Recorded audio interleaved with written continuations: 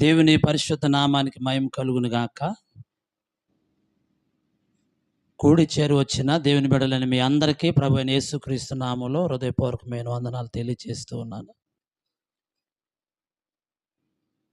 ఈరోజు దేవుని యొక్క వాక్యములో నుండి కొన్ని మాటలు దేవుని బిడ్డలకు ఉండవలసిన ప్రవర్తనను గూర్చి కొన్ని మాటలు మన వాక్యంలో ధ్యానం చేసుకుందాం. మనందరికీ తెలిసిన మాట, మొదటిగా ప్రసంగి గ్రంథము 5వ అధ్యాయము మొదటి వచనాన్ని చదువుకుందామండి. ప్రతి క్రైస్తవుడు వినవలసినటువంటి మాటలు ఇవి. ప్రసంగి గ్రంథము 5వ అధ్యాయము మొదటి వచనం అండి. నీవు దేవుని మందిరమునకు పోవునప్పుడు నీ ప్రవర్తన జాగ్రత్తగా చూచుకొనుము. బుద్ధిహీనులు అర్పించున్నట్లుగా బలి అర్పించుట కంటే సమీపించి ఆలకించుట శ్రేష్టము. వారు తెలియకయే దుర్మార్గపు పనులు చేయుదురు. చాలండి. మరి ప్రసంగి యొక్క గ్రంథాన్ని రాసినటువంటి వ్యక్తి భక్తుడైనటువంటి సొలొమోను మహారాజు. ఆయన గురించి మనం వాక్యంలో చదువుకుంటూ వస్తే వాళ్ళ నాన్నగారు చిన్నతనంలోనే కొన్ని విషయాలు, దేవుని గురించిన విధులు దావీదు గారు తన కుమారుడైన సొలొమోనుకి మనం దేవుని దగ్గర ఎలా ఉండాలి, దేవుని మందిరంలో ఎలా ఉండాలి, దేవుని మందిరంలో పరిచర్య ఎలా ఉండాలని చాలా ప్రాముఖ్యమైన విషయాలు దావీదు గారు ఆయన జీవించినంత కాలంలో తన కుమారుడైన సొలొమోనుకి ఈ విషయాలు జ్ఞాపకం చేస్తూ వచ్చాడు. దావీదు గారికి పిల్లలు ఇంకా ఉన్నారు, కానీ ప్రియులారా ఎక్కువ విషయాలు ఎవరితో చెప్పారు అని అంటే తన తర్వాత రాజ్య పరిపాలన చేయబోయేటువంటి సొలొమోనుతో మాత్రమే ఈ విషయాలు చెప్తూ వచ్చారు. కాబట్టి ఆయన నేర్చుకున్నటువంటి విధానాలు, దేవుని సన్నిధిలో మన ప్రవర్తన జాగ్రత్తగా చూసుకోవాలి అనేటువంటి మాటలో ఇక్కడ సొలొమోను ఈ ప్రసంగి గ్రంథం 5వ అధ్యాయం మొదట్లో మనకు జ్ఞాపకం చేస్తూ ఉన్నాడు. ఎందుకంటే అతనికి తెలుసుకున్నాడు కాబట్టి ఆ విషయాన్ని సమస్త ప్రజలకు ఆయన నేర్పించాలనే ఉద్దేశంతో ఈ మాటలు జ్ఞాపకం చేస్తూ ఉన్నాడు. ఈ లోకంలో పురుషుడైన వాడు తన దేవుడిచ్చిన కుమారులకేమో మన నడవడి ఎలా ఉండాలి, అలా ఉండాలని చెప్పుకుంటూ రావాలి. కుమార్తెలకైనా చెప్పుకుంటూ రావాలి. అలాగే స్త్రీ కూడా తన కుమారులకి కుమార్తెలకి చిన్నతనం నుంచి కొన్ని విషయాలు సమాజంలో లోకంలో మనం ఎలా నడవాలి, ఎలా ఉండాలి, మన వస్త్రధారణ కానీ, మన యొక్క నడవడిక కానీ, మన ప్రవర్తన కానీ మరి ఎలా చూసుకోవాలి అనేటువంటి విషయాన్ని తమ బిడ్డలకి ప్రతి ఒక్కరూ కూడా నేర్పిస్తూ ఉండాలి, నేర్చుకోవాలి పిల్లలైన వారు. అందుకే సొలొమోను మహారాజు నీవు దేవుని మందిరానికి పోయినప్పుడు నీ ప్రవర్తన జాగ్రత్తగా చూసుకో అని చెప్తున్నాడు. ఇవాళ ఎంతమంది దేవుని మందిరానికి వెళ్ళేవాళ్ళు తమ ప్రవర్తనను జాగ్రత్తగా చూసుకునే వాళ్ళు ఎంతమంది ఉన్నారు అని అంటే, కొంతమంది జాగ్రత్తగా చూసుకునే వాళ్ళు ఉన్నారు, కొంతమంది నిర్లక్ష్యంగా ఉండి ఏదో మా నాన్న రమ్మన్నాడు మందిరానికి వెళ్ళాలి, లేకపోతే మా అమ్మ రమ్మంది వెళ్ళాలి అనుకుని వస్తూ ప్రియులరా క్రమశిక్షణ లేని విధానంగా మన ప్రవర్తనని సరైన విధానంగా దేవుని దగ్గర కాచుకోకుండా మనం నడుచుకున్నట్లయితే ఆ భక్తిని దేవుడు అంగీకరించడండి. ఇది సేవకులకేంటి, సేవకుల పిల్లలకేంటి, సంఘానికేంటి, సంఘ యొక్క పిల్లలకేంటి, ఈ మాటలు చాలా జాగ్రత్తగా వర్తిస్తాయి. ఈ మాటలు ఎందుకని వర్తిస్తాయి అని అంటే, మందిరానికి వచ్చిన తర్వాత సహజంగా మనం సాధారణంగా ఇక ఏదైనా పని ఉంటే తప్ప మాటికి బయట నుంచి లోపలికి కొంతమంది ఇంటికి వెళ్ళి వస్తూ ఉంటారు. నువ్వు దేవుని మందిరానికి వచ్చిన తర్వాత అన్ని పనులు ఇంటికాడ అన్నిటిని ఏం చేసుకోవాలి, వీలైనంత మట్టుకు అన్నిటిని కూడా మనం చక్కబెట్టుకుని మందిరానికి వచ్చి చేయాలండి. ఇక కాలకృత్యాలు తీర్చుకోవడానికంటే మందిరం దగ్గర ఉన్నాయి వసతులు, వాటినే ఉపయోగించుకోవాలి తప్ప ఇక మాటి మాటికి నేను ఇంటికెళ్ళి వస్తానని చెప్పి ప్రతి చిన్న విషయానికి దేవాలయంలో నుంచి వాక్యం జరుగుతుండగా, ఆరాధన జరుగుతుండగా మధ్యలో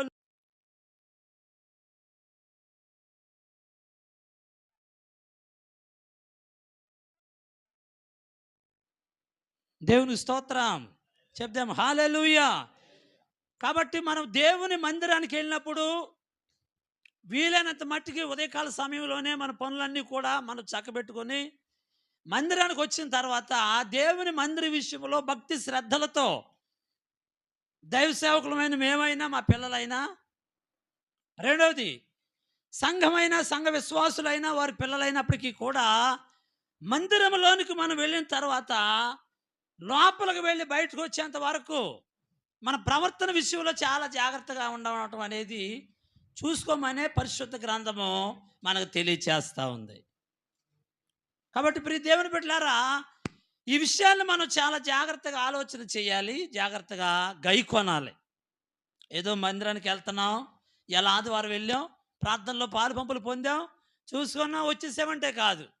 వెళ్ళిన సమయం నుంచి మనం ఇంటికి వచ్చేంత వరకు మన ప్రవర్తన విషయంలో చాలా జాగ్రత్తగా ఉండాలి. అందుకే ప్రసంగి 5:1 నువ్వు దేవుని మందిరానికి పోయినప్పుడు నీ ప్రవర్తన, ముఖ్యంగా నీ ప్రవర్తన జాగ్రత్తగా చూసుకోవాలి. ఎందుకంటే నిన్ను చాలామంది పరిశీలిస్తూ ఉంటారు. మనం అనుకుంటాం నన్నెవరు చూస్తున్నారని అనుకుంటావేమో, కానీ మందిరంలోకి వచ్చింది మొదలుకొని నువ్వు బయటికి వెళ్ళేంత వరకు నీ నడవడి ఎలా ఉంది, నీ ప్రవర్తన ఎలా ఉంది, నీ మాట తీరు ఎలా ఉంది, నువ్వు ఏం చేస్తున్నావు అనేటువంటి విషయాలు ప్రతి ఒక్కరు గమనిస్తూ ఉంటారు.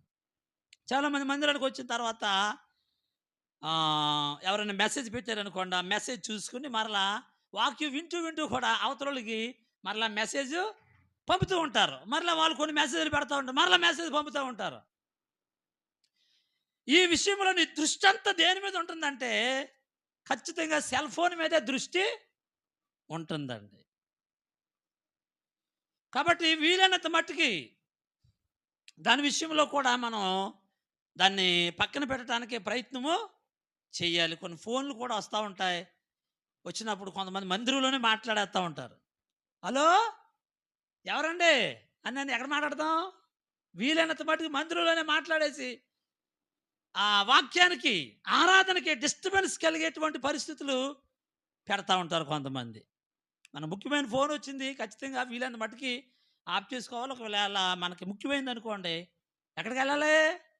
ఖచ్చితంగా మందిరంలో నుంచి బయటికి వెళ్ళి, అది అవసరమైన కాలు తప్పదు, ప్రమాదమో లేదా ఇంకోటి అవ్వచ్చు. ఖచ్చితంగా వారికి నేను మందిరంలో ఉన్నాను అంటే, చర్చిలో ఉన్నాను, నేను అయిన తర్వాత మరలా నేను మీకు ఫోన్ చేస్తానండి అని చెప్పి కొన్ని విషయాలని మనము దేవుని సన్నిధిలోకి వచ్చిన తర్వాత, ఆరాధనలోకి వచ్చిన తర్వాత, దేవుని మందిరంలోకి వచ్చిన తర్వాత కొన్నిటిని మనం విడిచిపెట్టుకోవాలి, దూరం చేయాలి. ఎందుకంటే ఏ స్థలంలో ఉన్నాం మనం చెప్పాలి? దేవుని మందిరం అనే పరిశుద్ధ స్థలాల్లో మనము ఉన్నాం. కాబట్టి మన బిహేవియర్ చాలా ముఖ్యమండి. దేవుని మందిరానికి వెళ్ళిన తర్వాత ఇంటికాడ అలా ఉన్నది అనవసరం, కానీ దేవుని మందిరానికి వెళ్ళిన తర్వాత దైవజనులు కానీ, దైవజనుల పిల్లలు కానీ, సంఘము కానీ, సంఘ పిల్లలు కానీ ప్రవర్తన విషయంలో చాలా జాగ్రత్తగా చూసుకోమని దేవుని లేఖనాలు తెలియచేస్తూ ఉన్నాయి.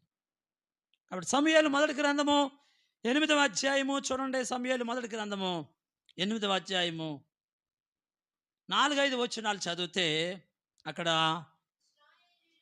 కొన్ని మాటలు కనపడుతున్నాయి. ఇశ్రాయేలీల పెద్దలు కూడి రామాలో సమూయేలు నొద్దకొచ్చి, చిత్తగించుము, నీ వృద్ధుడవు, నీ కుమారులు నీ ప్రవర్తన వంటి వారు కారు గనుక సకల జనుల మర్యాద చొప్పున మాకు ఒక రాజును నియమింపుమని, అతడు మాకు న్యాయము తీర్చునని అతనితో అనిరి. చాలండి. దేవుని ప్రజలు యాజకుడు, న్యాయాధిపతి అయినటువంటి సమూయేలు గారి దగ్గరికి వచ్చారు. ఇప్పుడు మనం చదివిన వాక్యంలో ఆయన కాపురం ఉండే ప్రాంతము రామ అనేటువంటి ప్రాంతంలో ఆయన కాపురం ఉంటున్నాడు. ప్రియులరా, ఆయన కాపురం ఉన్నటువంటి స్థలం దగ్గరికి వచ్చారు ఇశ్రాయేలు పెద్దలందరూ వచ్చి ఆయన దగ్గర ఒక మాట చెప్తున్నారు, అయ్యా మరి నువ్వు మా విషయంలో చాలా మంచిగా నడుచుకున్నావు, మంచి ప్రవర్తన కలిగిన దైవజనుడివి, కానీ నీ పిల్లల ప్రవర్తన నీకులాగా లేదు. వారు ఏం చేస్తున్నారంటే న్యాయం తీర్చుకోమని ప్రజలు వస్తున్నప్పుడు వారి దగ్గర కొంత లంచం తీసుకుని అన్యాయాన్ని కూడా న్యాయంగా మార్చేసి వాళ్ళు ఏం చేస్తున్నారంటే చాలా పొరపాటు చేసి మరి న్యాయం జరగవలసిన వాడికి న్యాయము చేయట్లేదండి. లంచం తీసుకుని వాళ్ళు మరి చాలా దారుణమైన పనులు చేస్తున్నారు. కాబట్టి నీలాంటి ప్రవర్తన నీ బిడ్డల దగ్గర మాత్రం లేదండి, మాకు ఒక రాజు కావాలని చెప్పి ఆ సమయం వరకు కూడా ఇశ్రాయేలుకి ఎవరు లేరు, రాజు లేడండి. న్యాయాధిపతులే పరిపాలన చేసుకుంటూ వచ్చారు. అందులో ఒకడు సమూయేలు. అటువంటి సమూయేలు దేవుని మందిరంలో ఎలా ఎదిగాడు అని అంటే ప్రియులారా, చిన్నతనం నుంచే పాలు విడిచిన రోజు నుంచి ఎక్కడికి వచ్చాడు, వాళ్ళ అమ్మ ఎక్కడ తీసుకొచ్చి విడిచిపెట్టి వెళ్ళింది, దేవుని మందిరంలో తీసుకొచ్చి విడిచిపెట్టి వెళ్ళింది. దేవుని మందిరంలో తీసుకొచ్చి విడిచిపెట్టి వెళ్తే అలాంటి చోటనే ఉన్నటువంటి వ్యక్తి సమూయేలు, మందిరంలో దీపం వెలిగించే సేవలోకి వచ్చినటువంటి సమూయేలు బాల్య దినాల్లో నుంచి యవన ప్రాయంలోకి వచ్చాడు. యవన ప్రాయంలో నుంచి భార్య వచ్చింది, కుటుంబం ఉంది, ఆయనకి సమూయేలు గారి కుటుంబం ఉంది, పిల్లలు ఉన్నారు, యోవేలు అభి అయినటువంటి ఇద్దరు కొడుకులు ఉన్నారు. ఆ కొడుకులు కూడా ఏం చేశాడంటే తన తర్వాత దేవుడు చెప్పినట్లుగా యాజకులనే చేశాడు. దేవుడు సేవ చేస్తున్నారు, వాళ్ళు మందిరంలో సేవ చేస్తున్నారు. వాళ్ళు అటువంటి పరిచారకులుగా న్యాయాధిపతులుగా ఉన్నటువంటి సమూయేలు కుమారులు. మరి తండ్రి ప్రవర్తన వారికి వచ్చిందా అని అంటే తండ్రి ప్రవర్తన వారికి రాలేదండి. దేవుడు కోరుకున్న ప్రవర్తన సమూయేలు దగ్గర ఉంది, కానీ సమూయేలు కొడుకుల దగ్గర మాత్రం ఆ ప్రవర్తన లేదు. కారణం ఏం చూసి వాళ్ళు మోసపోయారనంటే ప్రియులారా, డబ్బు చూసి వాళ్ళు దేవుని కూడా నిర్లక్ష్య పెట్టి డబ్బు సంపాదనే ముఖ్యంగా వారి ప్రవర్తనను ఏం చేసుకున్నారంటే చెరిపి వేసుకున్నారు. ఈ లోకంలో ఎప్పుడు డబ్బే ముఖ్యం కాదు. ఎవరు ముఖ్యం? అసలు మొదట ఎవరు ముఖ్యం అంటే దేవుడు ముఖ్యం. చాలామందికి డబ్బు లేనప్పుడు దేవుడు కావాలని ప్రార్థన చేస్తారు. తర్వాత దేవుడు వారి చేతి పనిని దేవుడు దీవించిన తర్వాత, డబ్బు కలిగిన తర్వాత, ఆస్తిపాస్తులు కలిగిన తర్వాత ఏం చేస్తారనంటే దేవుని సన్నిధినే నిర్లక్ష్య పెట్టడం ప్రారంభిస్తారు. దేవుని మందిరాన్ని రావడానికి ఖాళీ లేదండి, అసలు ఎన్ని పనులు, చాలా బిజీ అయిపోతున్నామండి అని చెప్పి కొంతమంది ప్రియులారా దేవుని సన్నిధిని కూడా నిర్లక్ష్యం చేస్తూ ఉంటారు. కారణం ఏంటంటే నీ ప్రవర్తనను నువ్వు జాగ్రత్తగా చూసుకోవాలి. దేవుడు కోరుకునేది అది. ఏం చెప్తున్నాడండి? నీ ప్రవర్తనను జాగ్రత్తగా చూసుకోవాలి. నీ తర్వాత నీ పిల్లల ప్రవర్తనలు కూడా దేవుని దగ్గరికి మంచి విధానంలోనికి నడిపించుకోవాలని ప్రభువారు చెప్తున్నారు. మనం చదివే మాట, నువ్వు దేవుని మందిరానికి పోయినప్పుడు నీ ప్రవర్తన అంతటిని జాగ్రత్తగా చూసుకోమని దేవుడు సొలొమోను ద్వారా తెలియజేశాడు. ఇక్కడ సమూయేలు పిల్లలు ఏం చేస్తున్నారంటే దేవుని మందిరంలోనే వారు సేవ చేస్తున్నారు, కానీ వారి ప్రవర్తనను మాత్రం దేవుని మందిరంలో సక్రమంగా వారు కాచుకోలేదు. డబ్బు కాసిపడి, లంచాన్ని కాసిపడి, అన్యాయాన్ని కూడా న్యాయంగా తిప్పి, ఎవడు ఎక్కువ సొమ్మిస్తే దాన్ని వాడి పక్షాన ఆ మాటనే తిప్పేసి ప్రియులారా దేవుని ఎదుట చేయకూడని పొరపాటు వారు చేస్తూ వచ్చారు. కాబట్టే దేవుని ప్రజలైనటువంటి వారి ఇశ్రాయేలు పెద్దలు ముఖ్యంగా తండ్రి అయినటువంటి సమూయేలు గారి దగ్గరికి వచ్చాళ్ళు అంటున్నారు, అయ్యా నువ్వు మంచి ప్రవర్తన కలిగినోడు, కానీ నీ పిల్లలు మంచి ప్రవర్తన కలిగిన వాళ్ళు కాదు. కాబట్టి మాకు న్యాయం తీర్చడానికి ఒక రాజు కావాలి. నువ్వు దేవుణ్ణి అడిగి ఎవరైతే మాకు న్యాయం తీర్చగలడో ఆ వ్యక్తిని మాకు రాజుగా నియమించమని, మంచి ప్రవర్తన కలిగిన నియమించమని వాళ్ళు సమూయేలు దగ్గరికి వచ్చి అడిగినప్పుడు ఆ కింద మీరు చదువుకోండి, ఆ మాట ఆయనకి అనుకూలంగా అనిపించింది అంటండి. ఎందుకనంటే తన బిడ్డలు చేస్తున్నటువంటి ప్రవర్తన మంచిగా లేదన్న సంగతి ఎవరికి తెలుసు? చెప్పాలి, ఎవరు తెలుసు? తండ్రి అయినటువంటి సమూయేలు గారికి తెలుసండి. కాబట్టి మీరు అడిగేది న్యాయమే.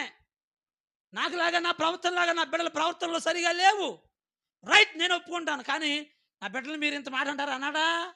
అనలా. ఎందుకంటే తన బిడ్డల దగ్గర ఉన్న పొరపాటుని గుర్తెరిగి నేను ఎంతగానో నా బిడ్డలకు చెప్పుకుంటూ వచ్చాను కానీ వారు నా మాట వెళ్ళలేదు. సరే నా బిడ్డలు మీకు న్యాయపత్రిక ఉండటం మీకు ఇష్టం లేదు కదా, సరే దేవుడిని అడుగుతానని చెప్పి సమూయేలు దేవునికి ప్రార్థన చేసినప్పుడు దేవుడు కూడా అదే చెప్పాడు. ఎవరితో అమ్మా చెప్పాలి, ఎవరితో? సమూయేలుతో దేవుడు కూడా అదే చెప్పాడు. అవునయ్యా వాళ్ళు అంటున్నారంటే కాదు, నీ పిల్లల ప్రవర్తన మంచిగా లేదు, సరిగా లేదు కాబట్టి వారు కోరుకున్నట్టు ఒక రాజుని నియమిమ్మని అడుగుతున్నారు కదా, నువ్వు ప్రార్థన చేయి, నేను ఒక వ్యక్తిని నేను చూపిస్తాను, ఆ వ్యక్తి మీద నువ్వు తైలం పోసి ఆ వ్యక్తిని అభిషేకించు, అతడు మంచి ప్రవర్తన కలిగిన వాడిని నేను చూపిస్తానని చెప్పి సమూయేలుతో దేవుడు అన్నప్పుడు, సమూయేలు దేవుని దగ్గర ప్రార్థన చేసినప్పుడు మొట్టమొదటిగా దేవుడు ఎవరిని చూపించాడంటే సౌలును చూపించాడండి. ఇశ్రాయేలు ప్రజలకు రాజునిగా చేయటానికి దేవుడు సౌలును చూపించాడు. సౌలులో దేవుడు మంచి ప్రవర్తన చూశాడు కాబట్టి సమూయేలు పిల్లలను దేవుడు పక్కన పెట్టి ఎవరికి అప్పచెప్పాడు? బెన్యామీను గోత్రికుడు అయినటువంటి ప్రిలరా సౌలుకు దేవుడు అప్పగించాడు. మంచి ప్రవర్తన కలిగి ఉండాలని దేవుడు చెప్తున్నాడు. ఎక్కడ? సంఘములో మంచి ప్రవర్తన ఉంటేనే ఎక్కడ వస్తుందండి? లోకములో, సమాజంలో 10 మంది మధ్యలోకి వెళ్ళినప్పుడు నీ దగ్గర మంచి ప్రవర్తన